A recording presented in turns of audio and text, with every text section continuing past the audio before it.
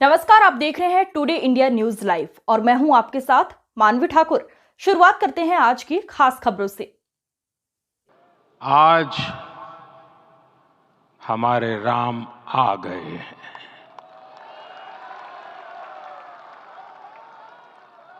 सदियों की प्रतीक्षा के बाद हमारे राम आ गए हैं।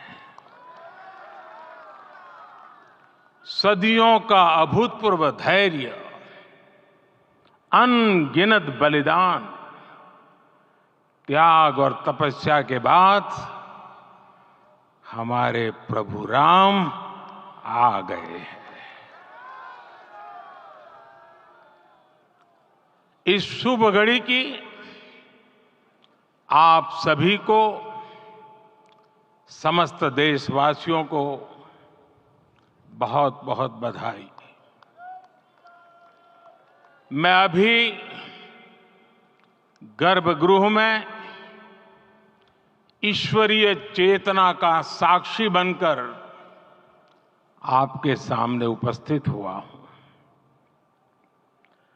कितना कुछ कहने को है, लेकिन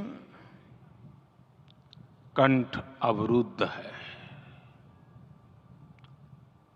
मेरा शरीर अभी भी स्पंदित है, चित्त अभी भी उस पल में लीन है।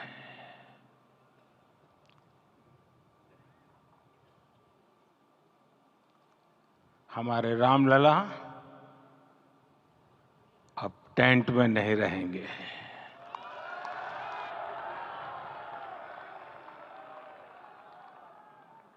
हमारे रामलला अब इस दिव्य मंदिर में रहेंगे। मेरा पक्का विश्वास है, अपार श्रद्धा है कि जो घटित हुआ है, इसकी अनुभूति देश के, विश्व के कोने कोने में राम भक्तों को हो रही होगी। ये क्षण अलौकिक है, ये पल पवित्रतम है। ये माहौल, ये वातावरण, ये ऊर्जा, ये घड़ी प्रभु श्री राम का हम सब पर आशीर्वाद है। 22 जनवरी 2024 का ये सूरज एक अद्भुत आभा लेकर आया है। 22 जनवरी 2024 ये कैलेंडर पर लिखी एक तारीख नहीं, ये एक नए काल चक्र का उद्गम है।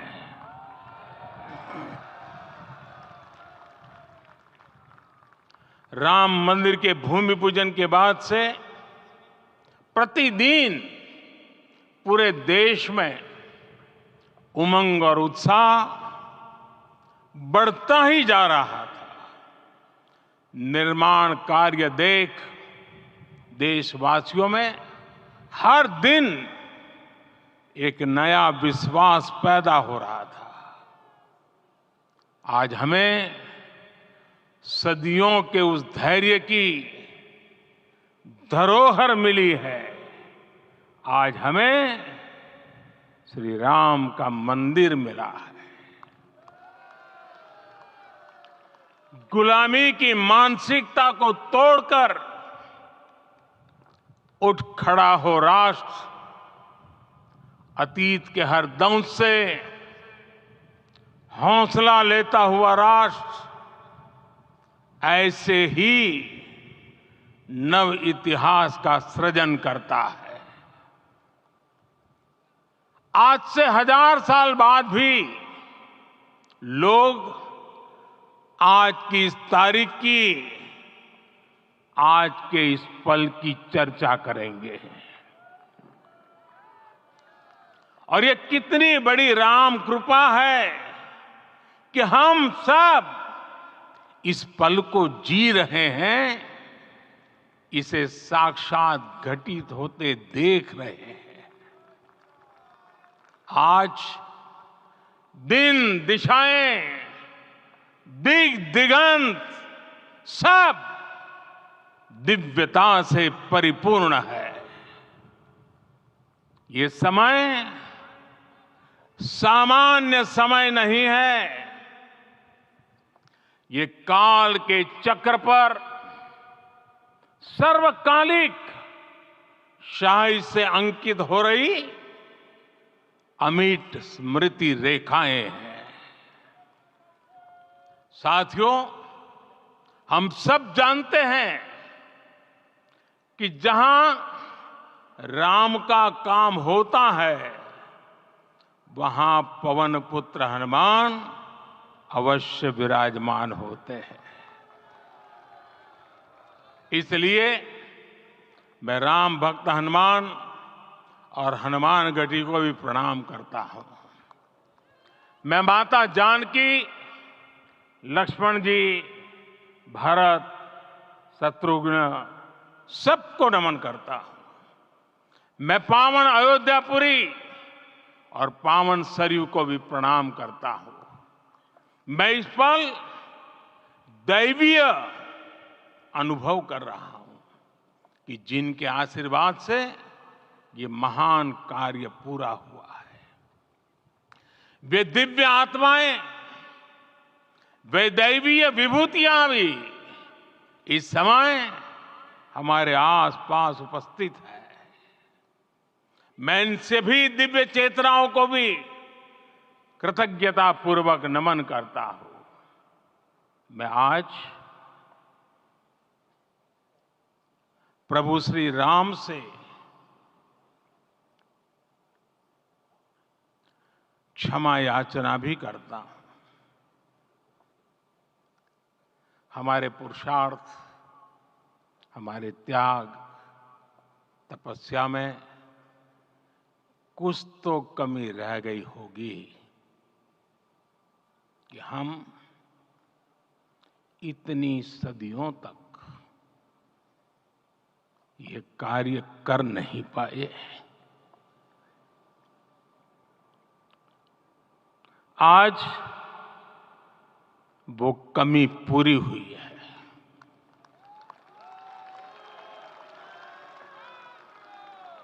मुझे विश्वास है प्रभु राम आज हमें अवश्य क्षमा करेंगे। साथियों, आज जिस तरह राम मंदिर प्राण प्रतिष्ठा के इस आयोजन से पूरा विश्व जुड़ा हुआ है, उसमें राम की सर्वव्यापकता के दर्शन हो रहे हैं। जैसा उत्सव भारत में है, वैसा ही अनेक देशों में है। आज अयोध्या का यह उत्सव रामायण की उन वैश्विक परंपराओं का भी उत्सव बना है। रामलला की ये प्रतिष्ठा वसुधैव कुटुंबकम के विचार की भी प्रतिष्ठा है। साथियों, आज अयोध्या में केवल श्री राम के विग्रह रूप की प्राण प्रतिष्ठा नहीं हुई है, ये श्री राम के रूप में साक्षात भारतीय संस्कृति के प्रति अटूट विश्वास की भी प्राण प्रतिष्ठा है। ये साक्षात मानवीय मूल्यों और सर्वोच्च आदर्शों की भी प्राण प्रतिष्ठा है। इन मूल्यों की, इन आदर्शों की आवश्यकता आज संपूर्ण विश्व को है।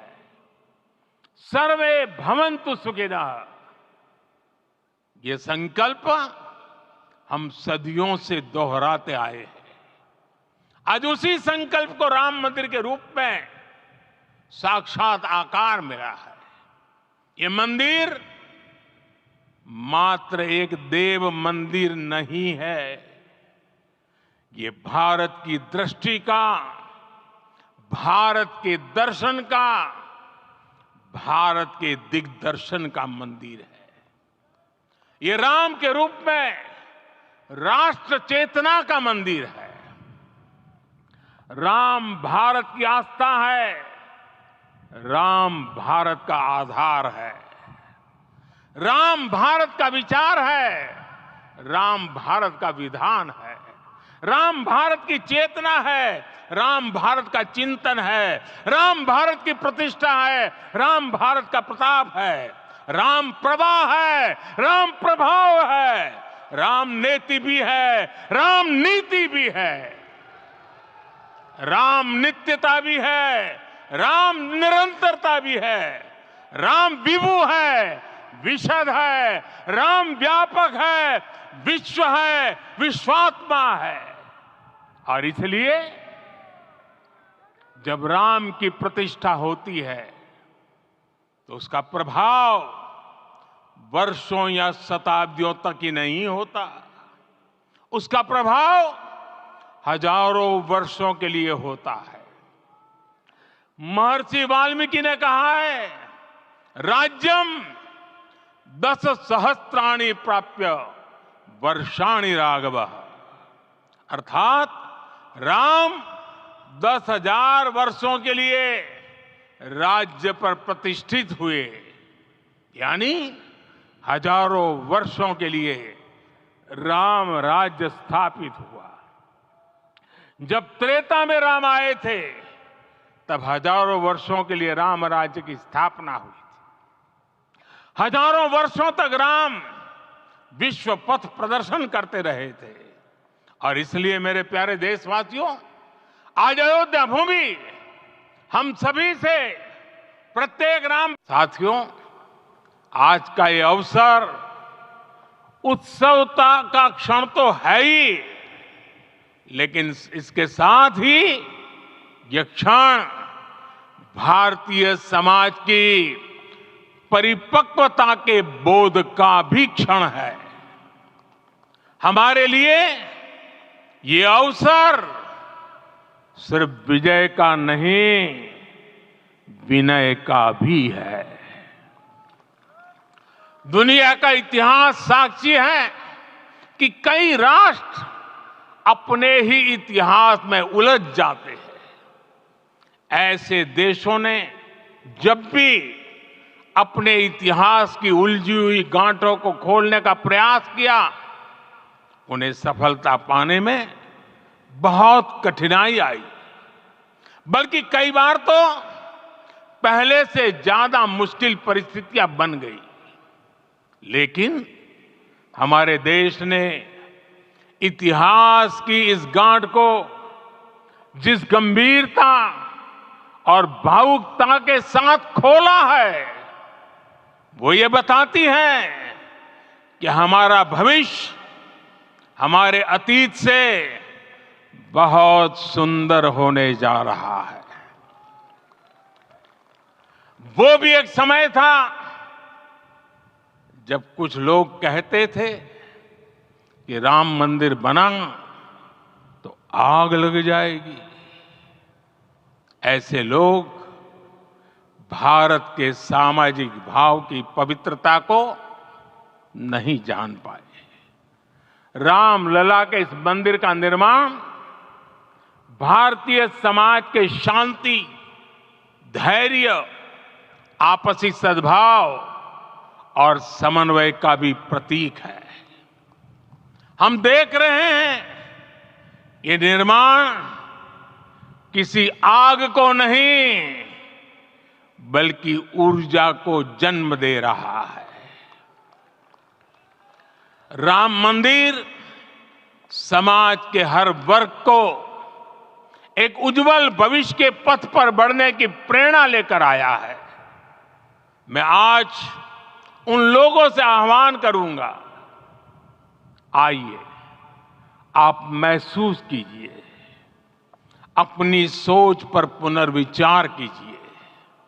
राम आग नहीं है, राम ऊर्जा है। राम विवाद नहीं, राम समाधान है। राम सिर्फ हमारे नहीं है, राम तो सबके हैं। राम वर्तमान नहीं, सिर्फ वर्तमान ही नहीं, राम अनंत काल है। मेरे प्यारे देशवासियों, त्रेता में राम आगमन पर पूज्य संत तुलसीदास जी ने लिखा है, प्रभु बिलो की हर से पुरबासी, जनित वियोग विपत्ति समनासी। अर्थात प्रभु का आगमन देकर ही सब अयोध्यावासी, समग्र देशवासी हर्ष से भर गए। लंबे वियोग से जो आपत्ति आई थी, उसका अंत हो गया। उस कालखंड में तो वो वियोग केवल 14 वर्षों का था, तब भी इतना असह्य था। इस युग में तो अयोध्या और देशवासियों ने सैकड़ों वर्षों का वियोग सहा है। हमारी कई कई पीढ़ियों ने वियोग सहा है। भारत के तो संविधान में उसकी पहली प्रति में भगवान राम विराजमान है। संविधान के अस्तित्व में आने के बाद भी दशकों तक प्रभु श्री राम के अस्तित्व को लेकर कानूनी लड़ाई चली। मैं आभार व्यक्त करूंगा भारत की न्यायपालिका का, जिसने न्याय की लाज रख ली।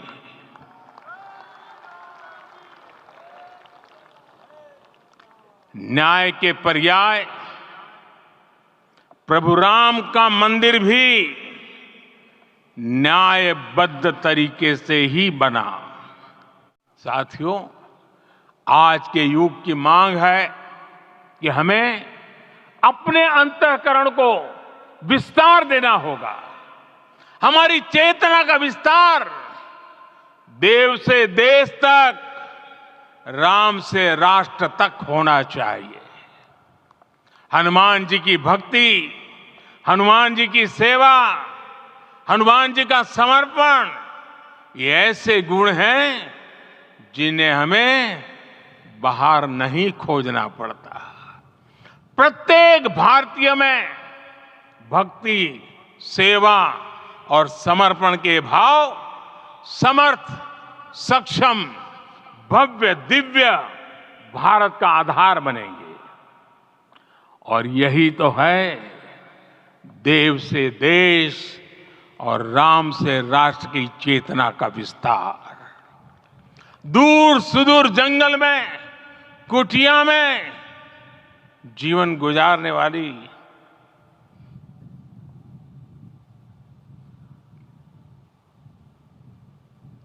मेरी आदिवासी मां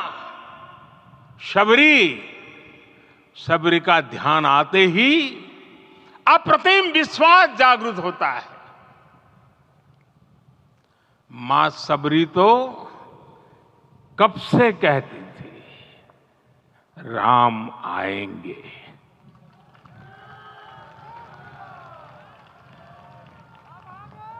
प्रत्येक भारतीय में जन्मा यही विश्वास समर्थ, सक्षम, भव्य भारत का आधार बनेगा।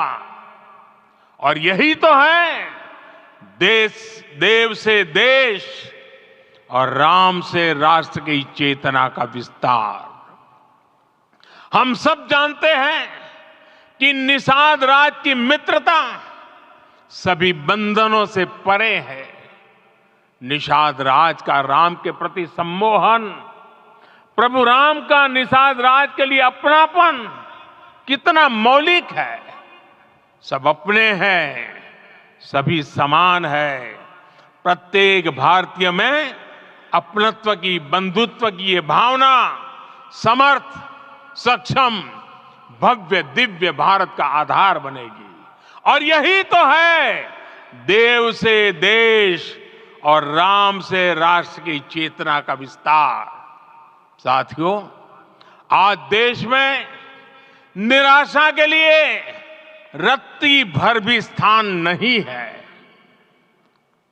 मैं तो बहुत सामान्य हूं, मैं तो बहुत छोटा हूं, अगर कोई ये सोचता है तो उसे गिलहरी के योगदान को याद करना चाहिए। गिलहरी का स्मरण ही हमें हमारी इस हिचक को दूर करेगा, हमें सिखाएगा कि छोटे बड़े हर प्रयास की अपनी ताकत होती है, अपना योगदान होता है। और सबके प्रयास की यही भावना समर्थ, सक्षम, भव्य, दिव्य भारत का आधार बनेगी। और यही तो देव से देश और राम से राष्ट्र की चेतना का विस्तार। साथियों, लंकापति रावण प्रकांड ज्ञानी थे, अपार शक्ति के धनी थे, लेकिन जटायु जी की मूल्य निष्ठा देखिए। वे महाबली रावण से भिड़ गए।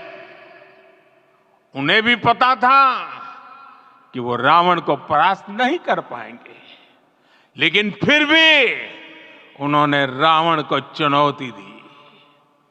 कर्तव्य की यही पराकाष्ठा समर्थ, सक्षम, भव्य, दिव्य भारत का आधार है।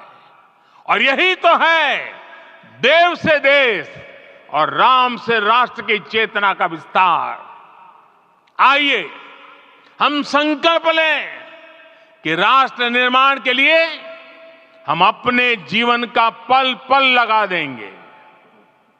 राम काज से राष्ट्र काज, समय का पल पल, शरीर का कण कण राम समर्पण को राष्ट्र समर्पण के ध्येय से जोड़ देंगे। प्यारे देशवासियों, ये भारत के विकास का अमृत काल है। आज भारत युवा शक्ति की पूंजी से भरा हुआ है, ऊर्जा से भरा हुआ है। ऐसी सकारात्मक परिस्थितियां फिर न जाने कितने समय बाद बनेगी।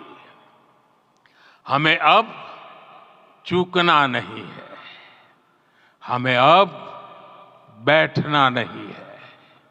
मैं अपने देश के युवाओं से कहूंगा, आपके सामने हजारों वर्ष की परंपरा की प्रेरणा है। आप भारत की उस पीढ़ी का प्रतिनिधित्व करते हैं जो चांद पर तिरंगा लहरा रही है। वो 15 लाख किलोमीटर की यात्रा करके सूर्य के पास जाकर मिशन आदित्य को सफल बना रही है। जो आसमान में तेजस और सागर में विक्रांत का परचम लहरा रही है।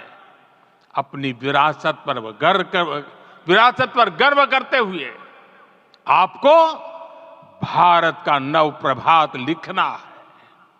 परंपरा की पवित्रता और आधुनिकता की अनंतता, दोनों ही पथ पर चलते हुए भारत समृद्धि के लक्ष्य तक पहुंचेगा। मेरे साथियों, आने वाला समय अब सफलता का है। आने वाला समय अब सिद्धि का है। ये भव्य राम मंदिर साक्षी बनेगा भारत के उत्कर्ष का, भारत के उदय का। ये भव्य राम मंदिर साक्षी बनेगा भव्य भारत के अभ्युदय का, विकसित भारत का।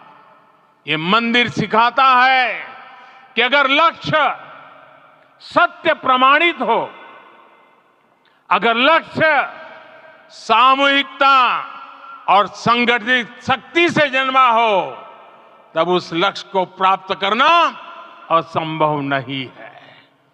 ये भारत का समय है और भारत अब आगे बढ़ने वाला है। शताब्दियों की प्रतीक्षा के बाद हम यहां पहुंचे हैं। हम सब ने इस युग का, इस कालखंड का इंतजार किया है। अब हम रुकेंगे नहीं, हम विकास की ऊंचाई पर जाकर ही रहेंगे। आज की खबरों में बस इतना ही। देखते रहिए टुडे इंडिया न्यूज लाइव। नमस्कार।